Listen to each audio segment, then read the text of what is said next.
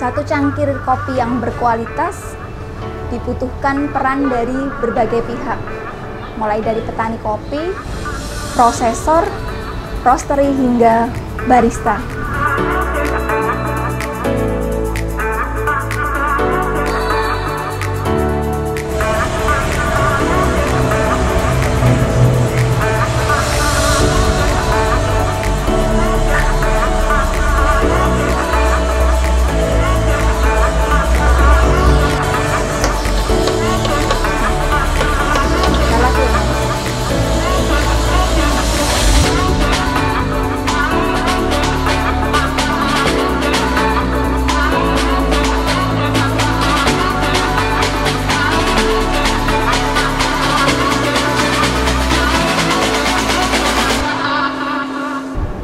Saya ibu dari 2 orang putri. Selain itu, saya menjalani profesi lain sebagai seorang dosen di salah satu perguruan tinggi swasta di Surakarta.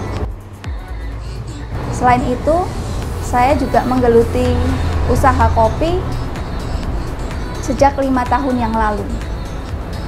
Keseharian saya, selain membersamai kedua buah hati saya dan mengurus rumah tangga, saya juga menjalankan 2 usaha saya di bidang roastery dan kedai kopi.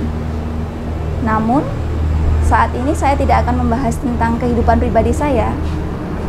Saya hanya akan berbagi kepada warga Taniling TV seputar roasting kopi.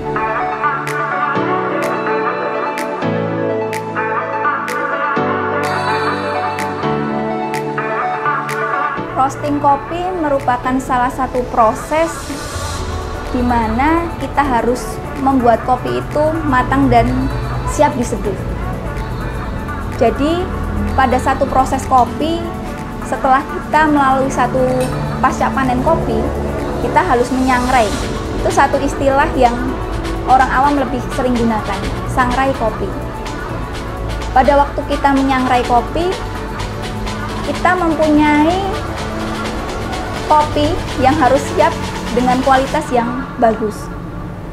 Nah, kualitas yang bagus itu yang jarang dipahami, karena untuk konsumen, mereka hanya mendapati kopi sudah dalam keadaan siap seduh ataupun siap minum. Untuk mendapatkan kopi yang bagus, kita juga harus mendapatkan dan berkolaborasi dengan petani. Sehingga kopi dalam bentuk green beans atau kopi mentah di tangan roastery atau si penyangrai kopi sudah dalam keadaan yang bagus atau berkualitas yang baik. Pada proses roasting kopi, kita membutuhkan waktu sekitar 10 hingga 12 menit. Itu untuk waktu rata-rata roasting kopi. Dan kita mengenal level roasting kopi mulai dari light roasting, kemudian medium, hingga level dark. Sebenarnya ada beragam level roasting kopi, akan tapi orang awam atau kita familiar mendapati 3 level roasting tersebut. Setiap level roasting kopi bergantung pada jenis kopi yang akan kita roasting dan karakter apa yang akan kita inginkan. Seperti hanya untuk light to medium roast, itu lebih sering digunakan untuk kopi Arabica.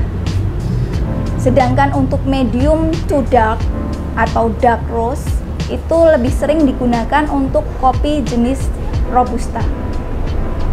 Sedangkan untuk Excelsa dan Librica, 2 jenis kopi itu paling aman di level roast tipe medium atau medium roast.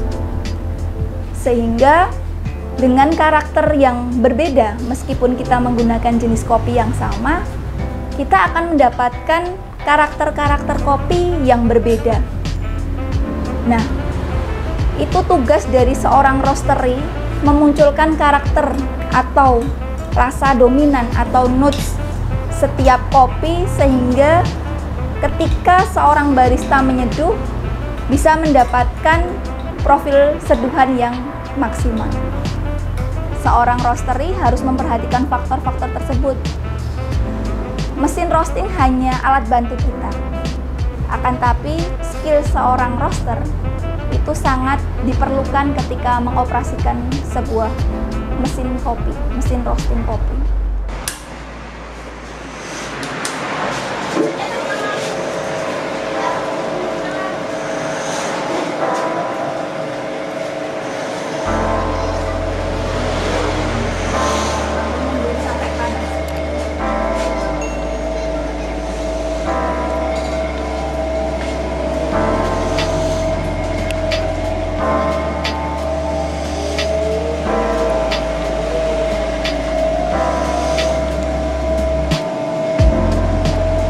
Satu cangkir kopi yang berkualitas dibutuhkan peran dari berbagai pihak, mulai dari petani kopi, prosesor, roastery hingga barista. Petani kopi akan melakukan penanaman, perawatan hingga pasca panen kopi sehingga mendapatkan kopi yang berkualitas. Kemudian peran tersebut dilanjutkan seorang prosesor yang nantinya akan mengolah kopi dengan berbagai macam olahan pasca panennya. Kemudian seorang roastery akan mengembangkan karakter kopi sehingga muncul karakter yang pas dalam kopi tersebut. Kita akan menemukan banyak karakter di dalam kopi yang kita menyebutnya roda rasa atau flavor wheel yang umum digunakan di dalam organisasi kopi dunia. Ada rasa floral, buah, karamel, maupun beragam aneka rasa yang lain. Itu merupakan tugas roastery untuk memunculkan rasa-rasa tersebut, sehingga karakter yang pas dihasilkan oleh sebuah kopi akan didapatkan oleh kedai maupun para penikmatnya. Seorang roastery harus mengembangkan karakter yang berbeda untuk jenis kopi, dan itu merupakan skill yang dibutuhkan oleh seorang roastery, karena setiap kedai menginginkan karakter yang berbeda meskipun jenis kopi yang digunakan sama, sehingga ilmu, skill maupun jam terbang seorang roastery itu diperlukan untuk mengolah sebuah kopi yang pas. Skill tersebut yaitu cupping atau uji cita rasa kopi. Skill tersebut harus dimiliki oleh seorang roastery untuk membedakan kopi yang berkualitas, kopi yang defect, ataupun untuk mengembangkan rasa pada waktu roasting kopi. Selain itu, seorang roastery harus memiliki skill pasca panen untuk membedakan proses natural, semi-wash, wash, honey, wine, atau pengembangan proses pasca panen kopi yang lain.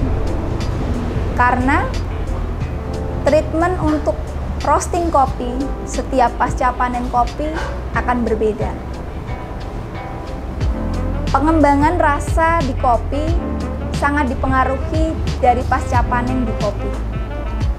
Dan skill untuk merasakan kopi merupakan satu paket lengkap untuk mengetahui cita rasa kopi yang akan dikembangkan seorang roaster. Untuk warga Tani Link TV yang ingin menjalani profesi menjadi seorang roaster kopi, yang penting ada komitmen dulu untuk memulai usaha ini, dan jangan lupa ada skill untuk meroasting kopi. Selanjutnya, ketika memang sudah memantapkan hati, baru investasi mesin roasting kopi.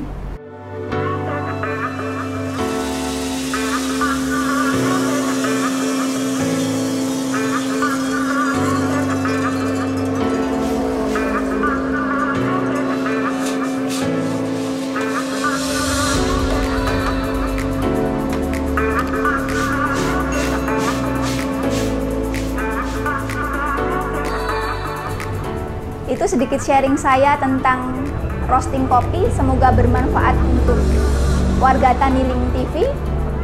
Bila teman-teman ingin sharing lebih lanjut, bisa ke ruang kami di Kartasura atau follow di @sc.shencoffee.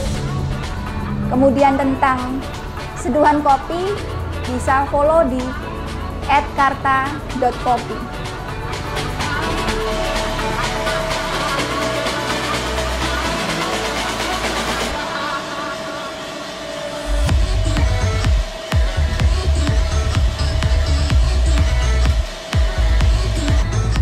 Taniling TV, bisnis agri tak pernah mati.